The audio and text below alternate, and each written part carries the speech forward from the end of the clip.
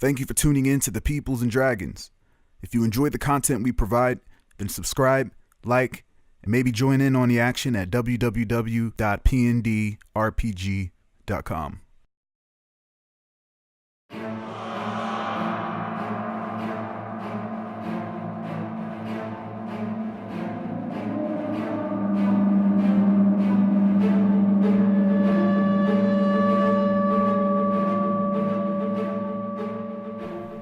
We see a beautiful neon pink sky, the sun setting over the eastern oceans.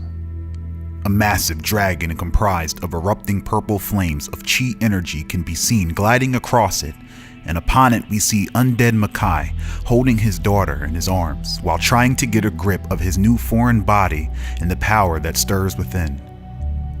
Makai feels the creeping and crawling of the beast essence that makes him feel like a host to something incredibly primal, which is why Makai has decided to head to his father's home country of Nebu to seek rest, relaxation, and guidance.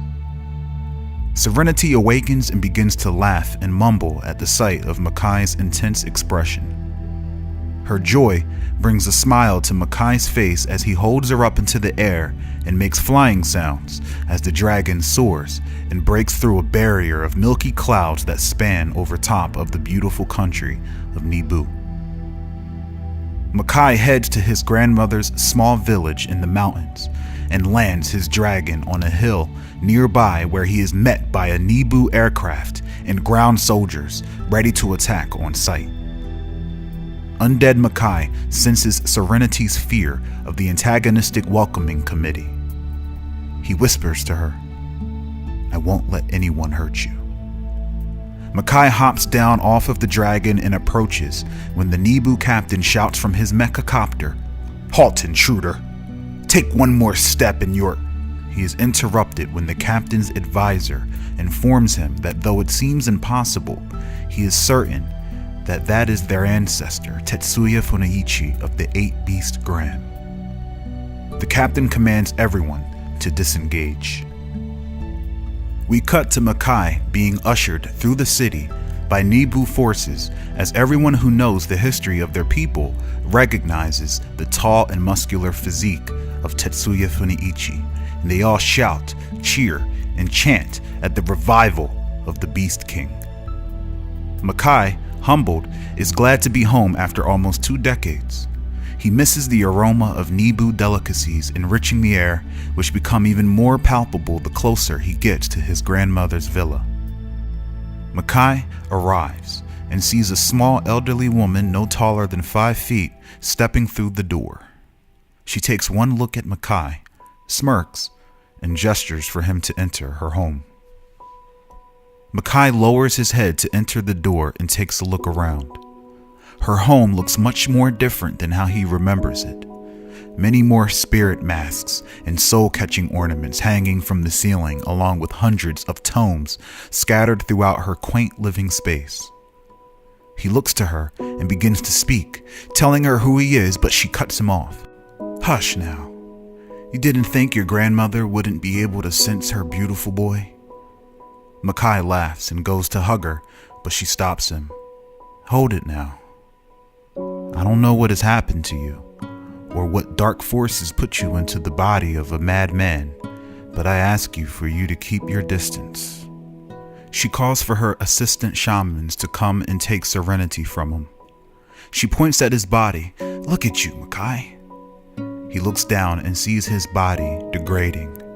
The color of his skin a special tint of gray. Your soul is corrupted and being corroded by Iblis energy.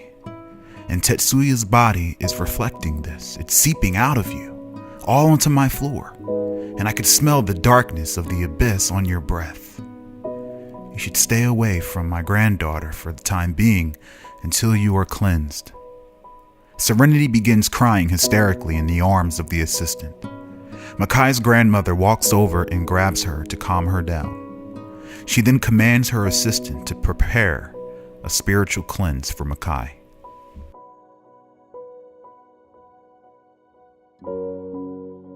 Hours pass and we see Makai walk out of the shrine built within his grandmother's home, donning the king's robes worn by great Nebu leaders. He looks healthier and his body has regained its brown sheen. He walks over and sits with his grandmother cross-legged on the floor amongst many soft pillows made of spectacular Nebu fabrics. She watches Makai sit down before she lays into him. You leave for Haven for not even a year, and were already swallowed up and regurgitated by it, returning as an undead husk tethered to an abysmal force of nature, referring to Ivan.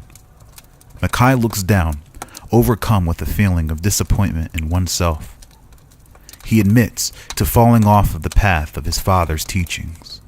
His grandmother tells him that it was his father's path that led him to defeat. Leading your entire clan into a death trap, into an ugly city is what your father did. Makai looks up and tells her that he is here to recuperate, then head back to the ugly city to take care of business.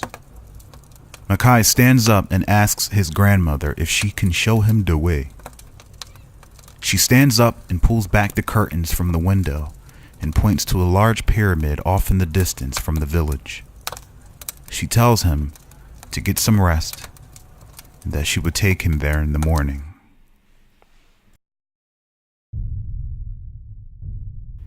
The following morning we see a robed undead Makai with two shamans walking up the steps of Crag Temple.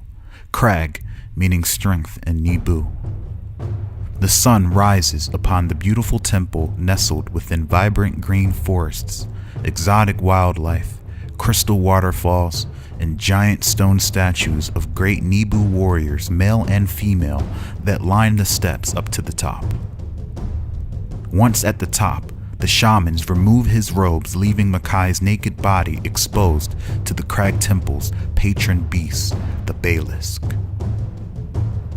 The shamans whisper to Makai, telling him to harness the beast the same way Tetsuya did when he meditated here. Makai nods and sits to meditate, using his chi sense to locate the calm within his heart, mind, and spirit until he falls deep into meditation.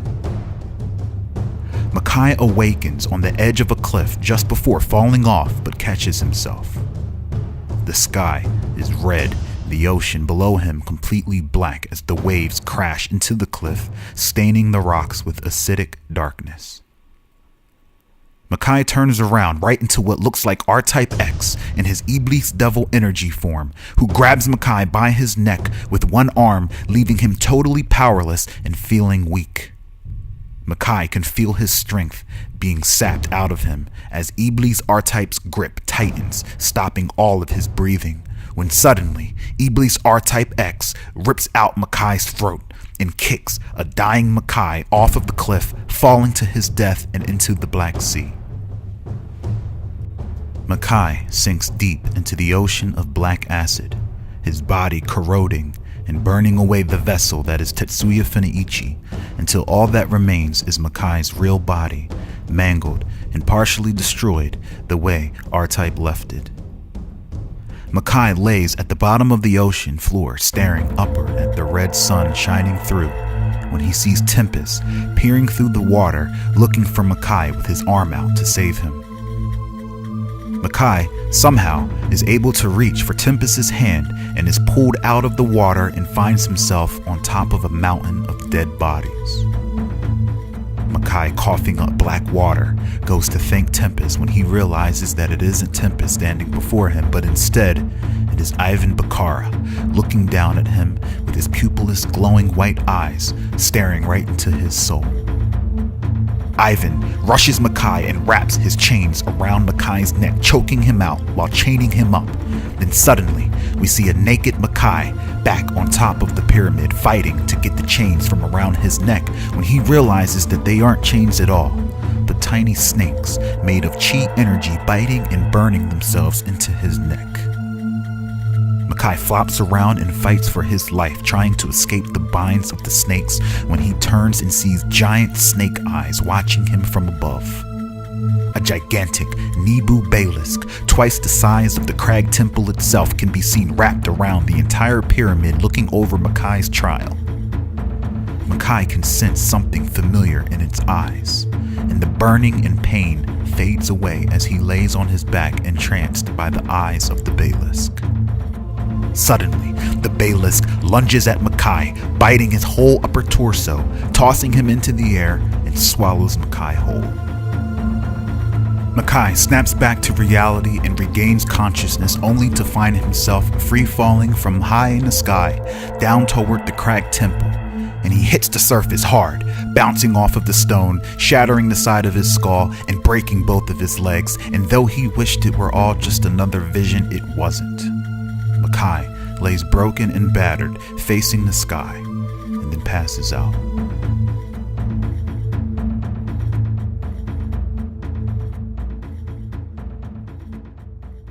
We cut to a great Nebu parade breaking out in the middle of the village streets in celebration of the return of Tetsuya the Beast King.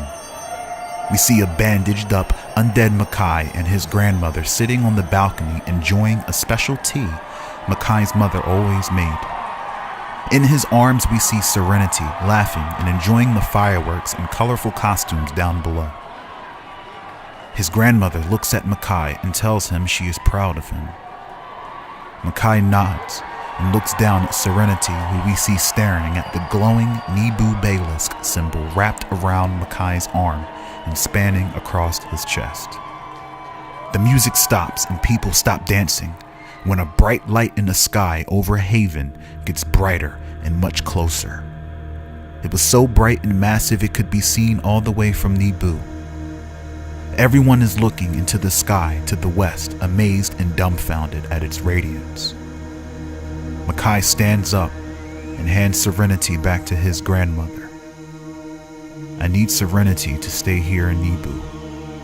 I have to get back to Haven. We cut to a close-up of Undead Makai's eyes, full of determination.